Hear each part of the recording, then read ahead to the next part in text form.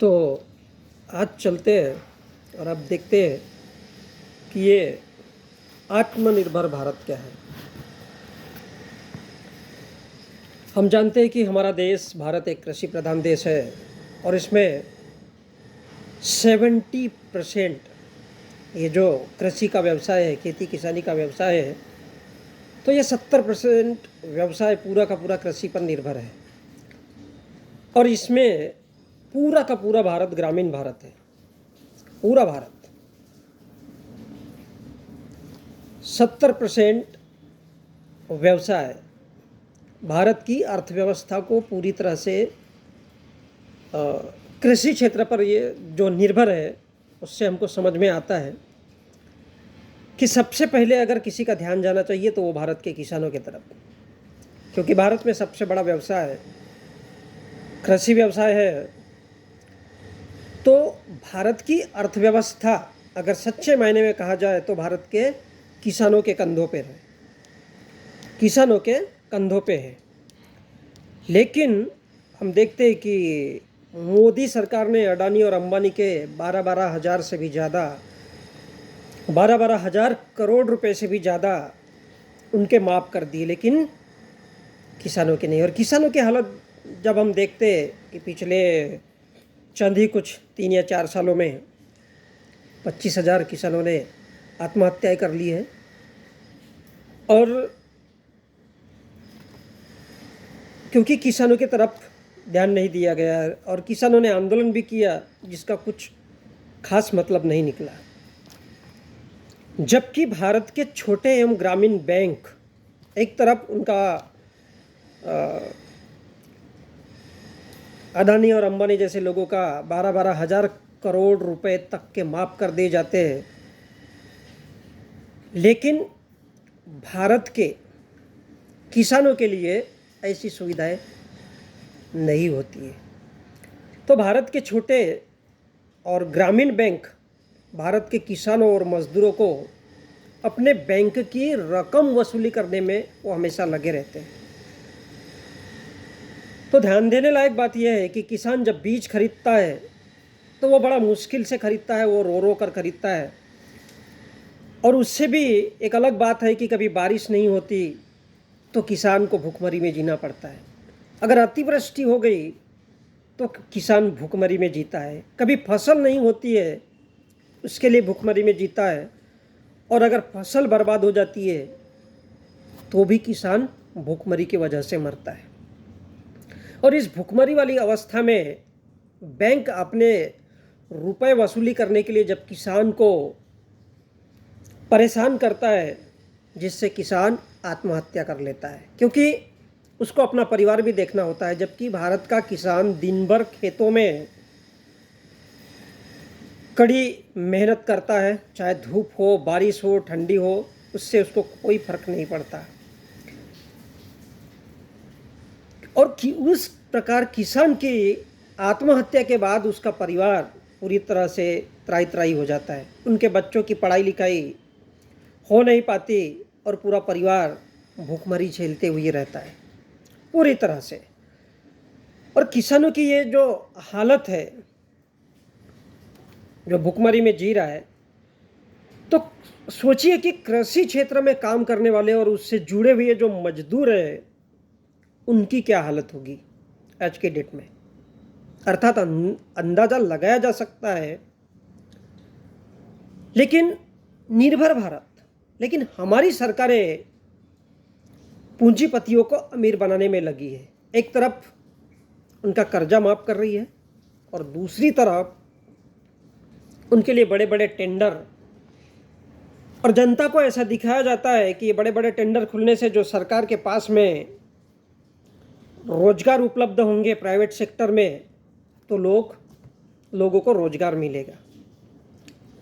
जबकि भारत की अर्थव्यवस्था ही किसानों से शुरू होती है। तो जब भारत के सबसे बड़े व्यापार कृषि की अगर ये हालत है, तो सोच सकते हो कि अर्थव्यवस्था कैसे होगी। अर्थव्यवस्था जब किसान अपने लिए आवाज उठाता है तो सरकारें उसे कुचल देती है। जो अन्न उगाकर हमें खिलाता है। और इस देश की सरकार अगर किसान को आतंकवादी कहती है, उसके आंदोलन को दबाने के लिए, उसकी बातों को दबाने के लिए, उसके मोमेंट को दबाने के लिए, तो ये कितनी बड़ी शर्मनाक बात है। और जो पूंजीपति है, एक तरफ किसानों पर बिल्कुल ध्यान नहीं दिया जा रहा है, और जो भारत के पूंजीपति है उनको अमीर कैसे बनाना है, इसके लिए हमारी सरकारें काम कर रही है। क्या इस हालत में भारत की अर्थव्यवस्था नहीं गिरेगी? चंद मुट्ठी भर पूंजीपतियों को अमीर बनाने के लिए या बनाने से भारत की अर्थव्यवस्था डूब गई और किसानों को मरने लायक बना दिया गया है, क्योंकि ये सबसे बड़ा व्यवसाय है। इससे जुड़े हुए खेती के कामों में जो दिन भर मजदूरी करते हैं, उसमें महिलाएं भी शामिल होती है, पुरुष भी शामिल होते हैं। जो छोटी मोटी अपना ग्रामीण भारत में, गांव देहात में जो मजदूरी करते हैं, वो मजदूरी उनके तरफ से, किसानों के तरफ से दी जाती है उनको। वो दिन भर काम करते हैं और शाम को पैसा लेते हैं, या अपने हिसाब से 2-4 दिन बाद जैसा भी किसान के पास आता है तो वो देते हैं। और यही सबसे बड़ी बात है कि जिससे किसान आत्महत्याएं करता है। अगर किसान आवाज़ उठाता है तो इस देश में हिंदू मुस्लिम का एक नया सरकार की तरफ से झुंझुना खड़ा कर दिया जाता है, क्योंकि भारत बताया जाता है कि हिंदुओं का देश है, जबकि भारत में भारत का संविधान काम करता है, लेकिन इससे सरकारों को कोई मतलब नहीं है। और वो इसलिए हिंदू मुस्लिम और मंदिर मस्जिद का झुंझुना, कि वो झुंझुना जैसा बच्चों को दिया जाता है कि लो अभी आप लोग खेलते रहो और यही आपके लिए है। क्योंकि मौजूदा मोदी सरकार ने पूंजीपतियों के लिए काम किया है, आप समझते होंगे।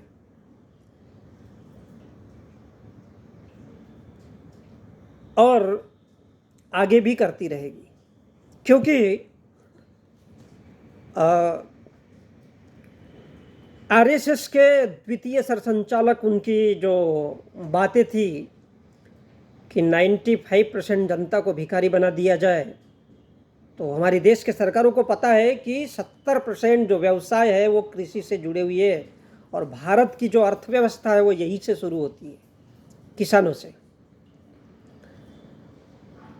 जब भारत का कृषि क्षेत्र और कृषि व्यवसाय डूब गया तो भारत की अर्थव्यवस्था लगभग सत्यानाश हो चुकी है, लगभग सत्यानाश हो चुकी है।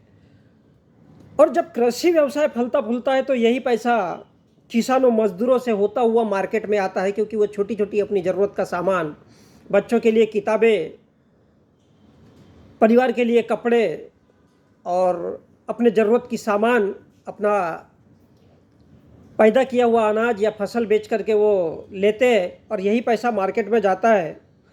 और ये जब पैसा मार्केट में जाता है तो पूंजीपति अपने हिसाब से अपने अपने जो सेक्टर है, जो क्षेत्र है, उसमें कलपुर्जो और अपने मशीनों का निर्माण कर फिर से वो रिटर्न अपना उत्पादन चालू करता है।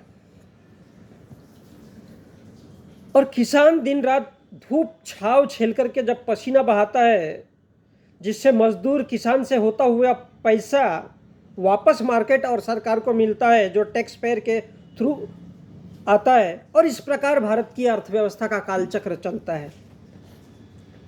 लेकिन मोदी सरकार ने किसानों को छोड़कर पूंजीपतियों को अमीर बना दिया, और यही वजह है कि आज भारत की अर्थव्यवस्था इस नज़र से देखी जा रही है कि लगभग सत्यानाश हो चुकी है। इसलिए आज भारत के 8,000 करोड़पति भारत को छोड़ने की तैयारी में लगे हुए हैं। वो चुनाव कर रहे हैं कि कौन सा देश अच्छा है, ब्रिटेन में जाया जाए या फिर अमेरिका में जाया जाए या फिर इजराइल में जाया जाए या फिर जापान में जाया जाए, चाइना में बैठा जाए। अर्थात भारत के जो करोड़पति लोग हैं उनको समझ में आ गया कि भारत अब इस लायक नहीं रहा, और भारत की अर्थव्यवस्था जब सत्यानाश हो जाएगी तो उनके बिजनेस भी नहीं चल पाएंगे। उनके बिजनेस अगर नहीं चलेंगे तो वो क्या करेंगे? उन 8,000 करोड़पतियों के पास होने वाले मिल, फैक्ट्रीज, कंपनीज, जितने भी उनके पास में साधन है, वो लगभग पूरी तरह से बर्बाद हो जाएंगे, क्योंकि वो यहाँ से अपना पैसा और अपना पूंजी उठा करके अन्य देशों में शिफ्ट कर लेंगे। और ये वातावरण तैयार किया जा रहा है, वातावरण तैयार किया जा रहा है ताकि पूंजीपति लोग इस देश को अगर छोड़ के जाते हैं तो भारत पूरी तरह से गरीब हो जाएगा। इन 3 करोड़ परिवारों को लखपति करोड़पति की श्रेणी में ला करके खड़ा कर दिया गया है। और भारत में 9 लोग ऐसे हैं जिनके पास पूरे देश की 50% संपत्ति को थमा दिया गया है। एक तरफ 8,000 करोड़ लोग बाहर भागने की तैयारी में लगे हुए हैं और 50% संपत्ति का मालिक भारत के केवल 9 लोगों को बना दिया गया है। और उसमें सबसे पहले अडानी, जो विश्व का 5वां नंबर का अमीर है, और भारत में दूसरे नंबर पर अंबानी है। तो सोच सकते हैं, और इसीलिए मोदी सरकार ने उनके 12.5 या 12,000 करोड़ रुपए माफ़ कर दिए, ये बताने के लिए इस देश के लोगों को कि यस, हम लोग गोलवलकर को ही मोहब्बत करते हैं और गोलवलकर के विचारों से, मोहन भागवत जी के विचारों से ही इस देश का संचालन होगा। इसलिए मोदी ने कहा आत्मनिर्भर भारत, अर्थात ये संधि उन लोगों के लिए, इस देश की जो अर्थव्यवस्था है वो उनको कह रहे, चंद मुट्ठी भर लोगों को, जैसे ये 9 लोग हैं और जो 50, जिनके पास 50% संपत्ति आई है, अदानी, अंबानी, इस प्रकार से जो भारत के कुछ जो 8,000 करोड़पति लोग हैं, ये केवल संधि उन लोगों के लिए बनाई जा रही है। इसलिए उनको कहा जा रहा है कि आत्मनिर्भर हो जाओ। ये इस देश की जनता के लिए नहीं है, इस देश के किसानों के लिए नहीं है, इस देश के विद्यार्थियों के लिए नहीं है। ये किसके लिए है? ये उन लोगों के लिए है जो भारत के अमीर लोग हैं, जो भारत के ब्राह्मण लोग हैं या आरएसएस के जो लोग हैं, उनके विचारों के लिए कहा जा रहा है कि आत्मनिर्भर हो जाओ, ताकि इस देश को हम इतना, इस देश की अर्थव्यवस्था, और हम इस देश को इतना लूट चुके हैं अभी कि भारत को फिर से खड़ा करना एक बहुत बड़ी टेढ़ी खीर होगी। इसलिए उन्होंने कहा, इसलिए मोदी जी ने कहा आत्मनिर्भर भारत। और इसका बार बार वो जिक्र करते हैं, क्योंकि वो जानते हैं जब भारत का कृषि व्यवसाय टूट जाएगा तो मजदूर, किसान, युवा बिल्कुल आगे नहीं बढ़ पाएंगे और अर्थव्यवस्था अपने आप टूट जाएगी। इसलिए अमीरों को अमीर और गरीबों को ज़्यादा गरीब बनाना उचित समझा, अर्थात आत्मनिर्भर भारत। भारत के जो उच्च वर्ण है, जो अमीर के, वो अमीर के अमीर रहना चाहिए, वो अमीर के अमीर बनना चाहिए, और गरीब है वो ऑटोमेटिक अपने निचले स्तर पर जाकर के और ज़्यादा गरीब बनते जाएंगे। तो आत्मनिर्भर भारत अर्थात भारत के उच्च वर्णीयों और पूंजीपतियों, अर्थात ब्राह्मणवाद और पूंजीवाद, ये दोनों हमारे मोदी जी ने इस देश के ऊपर पूरी तरह से थोप दिया, जिसकी वजह से इस देश के किसान, इस देश के युवा, इस देश का शिक्षक वर्ग या बैंकिंग सेक्टर में जो काम कर रहे हैं, वो पूरी तरह से ध्वस्त होते जा रहे हैं। और इसलिए भारत की अर्थव्यवस्था इतनी डूबती जा रही है। तो वो आत्मनिर्भर अर्थात भारत की उच्च वर्णीयों और पूंजीपतियों, वो उनके लिए कह रहे हैं कि आप अपने आप को कितना फला फुला सकते हो, कितना आप अपने लिए जमा कर सकते हो, वो कर लो। और ये इसलिए उन्होंने आत्मनिर्भर भारत का नारा दिया है। आप अपने आप को कितना अमीर बना सकते हो और आर्थिक नीति को किस तरह से बढ़ा सकते हो, क्योंकि इस देश में आरएसएस की तर्ज पर एक भीड़ तंत्र तैयार किया जा रहा ही नहीं है, ऑलरेडी किया जा चुका है, जिसमें 16 से 18 करोड़ लोग इस देश में, आपको पता भी नहीं चलेगा और वो एक ऐसे भीड़ तंत्र में तब्दील हो गए कि जहाँ भी अगर कोई इंसान, कोई पत्रकार, कोई इस देश का शुभचिंतक या अगर कोई विपक्ष वाला उस बात को समझाना चाहेगा, कहेगा, तो ये भीड़ तंत्र उस पर इस तरह से हमला कर देगा, उसका आईटी सेक्टर इस तरह से हमला करेगा कि आप उनका कुछ भी बिगाड़ नहीं सकते। और वही होगा जो इस देश में सरकार चाहेगी, क्योंकि जिनकी सत्ता होती है वो अपने हिसाब से इतिहास लिखते हैं, वो अपने हिसाब से शासन चलाते हैं, अपने हिसाब से किताबों का निर्माण करते हैं और अपने हिसाब से ही शिक्षा देते हैं। ये भारत का पहले से इतिहास रहा है। तो इसलिए उन्होंने कहा, मोदी जी ने, आत्मनिर्भर भारत के माध्यम से कि इस देश के अमीरों, इस देश के उच्च वर्णीयों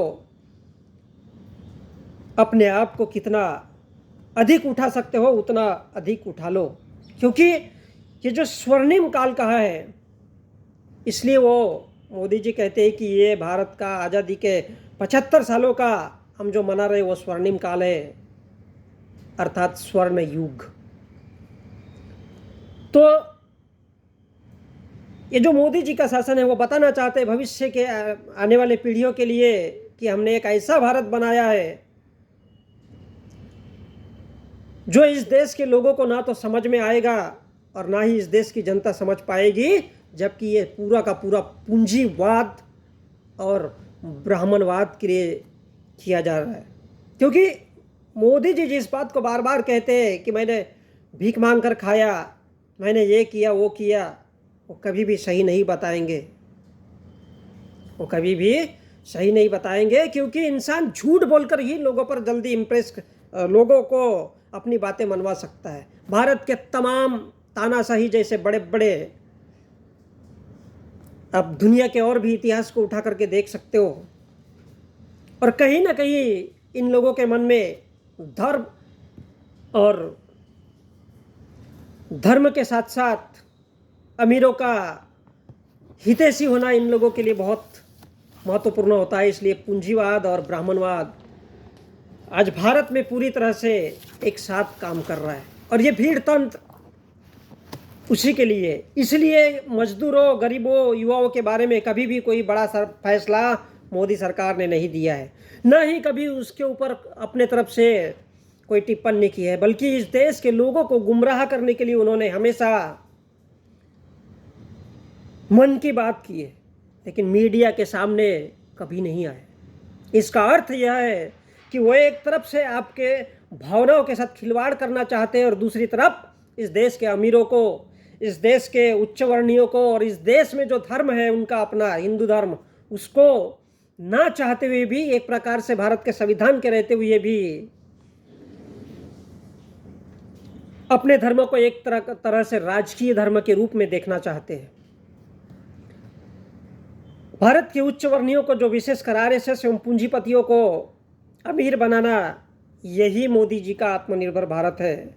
जबकि भारत का संविधान कहता है कि भारत के सभी नागरिकों को, युवाओं को, मजदूरों को, महिलाओं को, चाहे वे किसी भी क्षेत्र में कार्यरत हो, किसी भी क्षेत्र में, अर्थात चाहे ह्यूमन राइट्स हो, चाहे पुलिस प्रशासन में हो, या इस देश के तमाम छोटे से लेकर के बड़े सारे के सारे इंस्टीट्यूशन में हो, सभी को समान अवसर मिले, ऐसा भारत का संविधान कहता है, चाहे वह किसी भी धर्म या जाति का हो। लेकिन बार बार इस देश में उन बातों को बार बार लाना और देश के प्रधानमंत्री का जानबूझ करके मौन रहना, यह आपको सोचने पर मजबूर करता है। और इसलिए किसानों की इतनी स्थिति और ज़्यादा दयनीय हो गई, जिसके वजह से ये और ज़्यादा आत्महत्याएं कर रहे हैं।